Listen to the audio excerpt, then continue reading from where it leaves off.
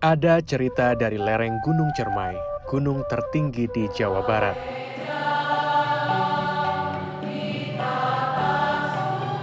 Ada Katolik, ada Protestan, ada Bunda, ada Muslim. Kita akan selalu jaga dan kembangkan.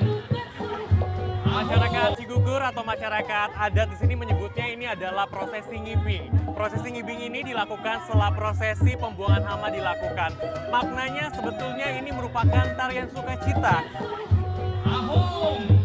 Cerita tentang indahnya toleransi dan kebersamaan yang terbalut dalam upacara adat warisan Karuhun. Jadi sama-sama kita bersih dan terang. Itu simbol dari Damar Sewu itu. Inilah kisah masyarakat Cigugur yang berbeda pengakuan namun satu pengertian.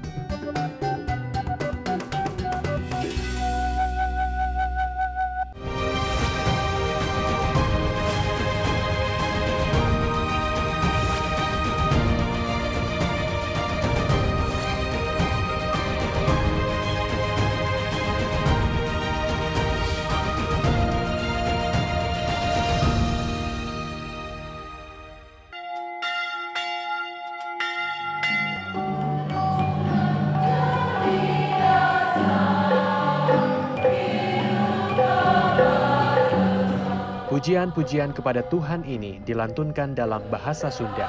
Sore itu, umat Katolik Gereja Paroki Kristus Raja tengah melakukan peribadatan misa. Prosesi ibadat ini disebut Misya Syukur 22 Rayagung. Peribadatan ini dilakukan pada malam pergantian tahun dalam sistem penanggalan kalender Sunda. Dengan mengenakan pakaian adat Sunda, umat larut dalam doa yang dipanjatkan kepada Sang Pencipta. Francisca Jujun Junaningsih menjadi satu dari ratusan umat yang hadir. Bersama suaminya Kanisius Akun, Jujun duduk di salah satu sudut gereja, hikmat mengikuti misa.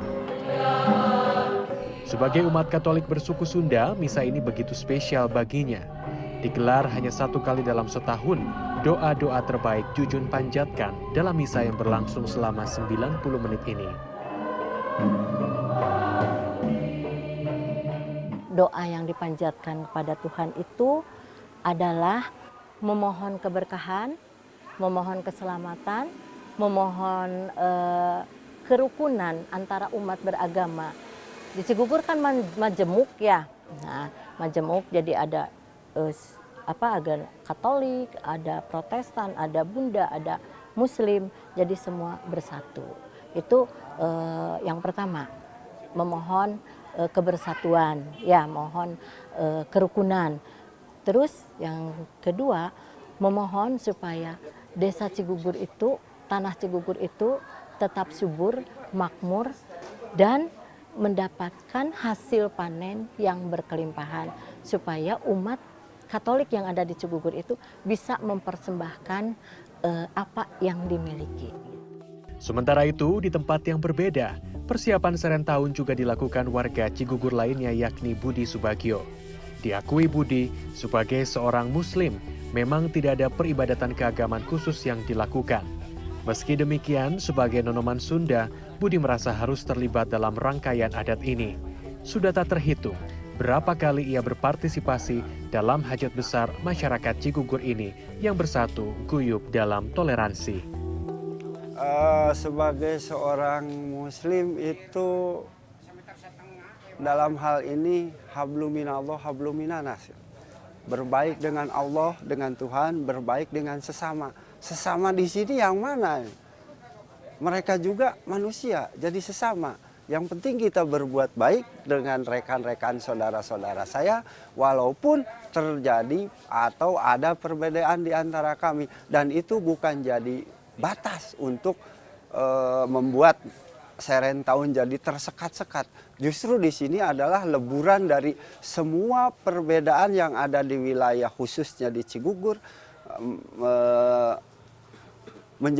membuktikan sebuah kesatuan yang sangat erat sekali. Cigugur, Kabupaten Kuningan, Jawa Barat yang berada di kaki Gunung Cermai ini lahir dari sejarah panjang. Upacara adat Serentahun menjadi hajat besar masyarakat agraris ini yang dikenal plural. Wujud Serentahun bermuara pada rasa syukur kepada Tuhan atas limpahan berkah yang sudah diberi.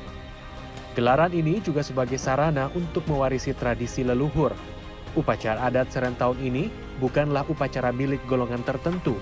Mereka melebur menjadi satu mulai dari Muslim, Katolik, Protestan, Hindu, Buddha, juga penghayat kepercayaan Sunda Wiwitan. Perjuangan budaya itulah yang kemudian menjadikan masyarakat Cigugur itu menjadi sebuah masyarakat yang mengembangkan tradisi-tradisi leluhur. Nah, pelaksanaan tradisi leluhur inilah yang kemudian dimaknai oleh masyarakat Cigugur sebagai sebuah ruang di mana mereka bisa hidup bersama tanpa membedakan latar belakang agama, tetapi satu dalam ikatan budaya masyarakat Sunda.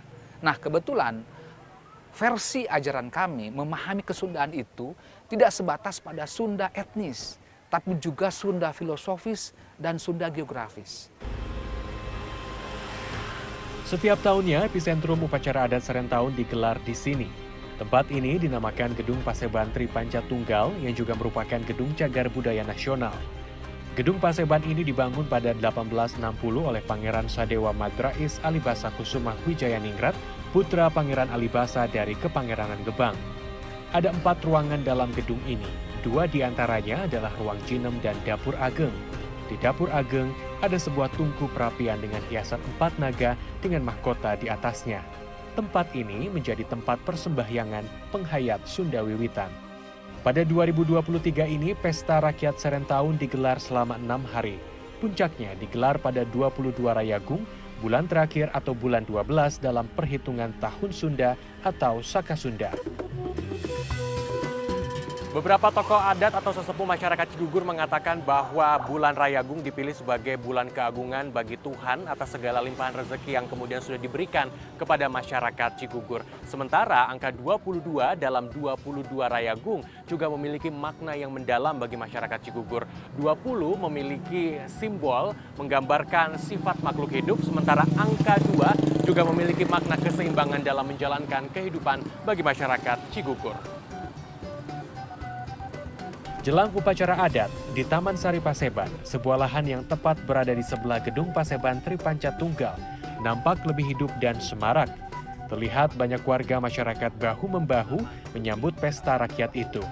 Biasanya, masyarakat Cigugur membentuk kepanitiaan yang terdiri dari berbagai latar belakang agama yang berbeda.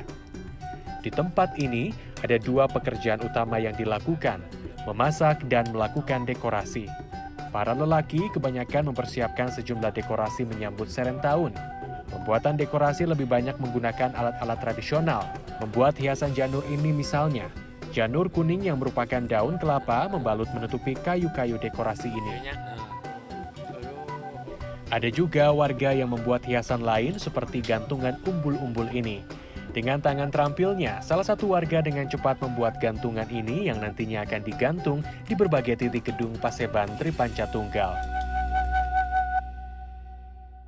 Ya istilahnya saya kesini itu atas hati nurani saya sendiri.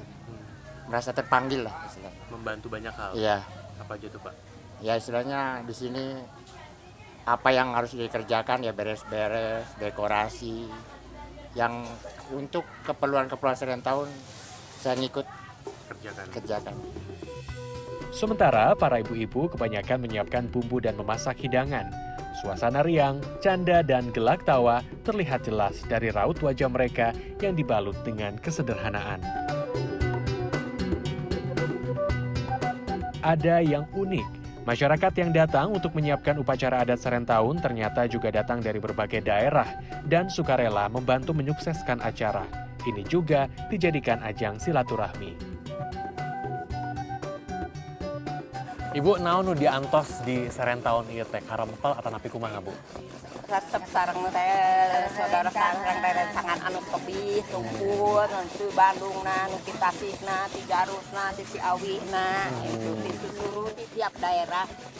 1 tahun sekali ini ya? Ya 1 tahun sekali. Oke. Saudara yang banyak ini mah itu hari-hari banyak saudara, ada yang dari kan Serentahun mah ada yang dari Kalimantan, dari Sulawesi. Jadi bertemu lagi ya? Ikut menyaksen ikut mengikuti upacara adat di sini. Oke. Kalau perempuan biasanya lebih banyak mempersiapkan apa sih Bu dalam perayaan Seren tahun ini? Makanan. Makanan. Untuk makanan kalau perempuan mah masak-masak. Ibu udah masak banyak dong? Banyak. Apa aja Bu? Udah masak apa aja Bu? Banyak tuh di sana tuh kalau tuh itu di dapur lagi di dapur di sana kan semuanya udah kepegang. Udah, oke. Jadi intinya berkumpul, berbahagia bersama. Bahagia bersama, makan bersama, Oke. ya sama orang-orang yang dekat, yang jauh kan pada kumpul di sini. Ketemu saudara, teman-teman. Setelah seharian lelah bekerja, warga yang sibuk di dapur untuk memasak dan mendekorasi berbagai hal siang itu mulai bergerak menuju halaman gedung Paseban Tri Panca Tunggal. Mereka mencoba melepas lelah dengan menyaksikan berbagai pertunjukan kesenian yang ditampilkan jelang acara puncak Seren tahun. Sama aturkan seni Kehidupan kita ini akan seperti sebuah pertunjukan orkestra yang akan indah gitu.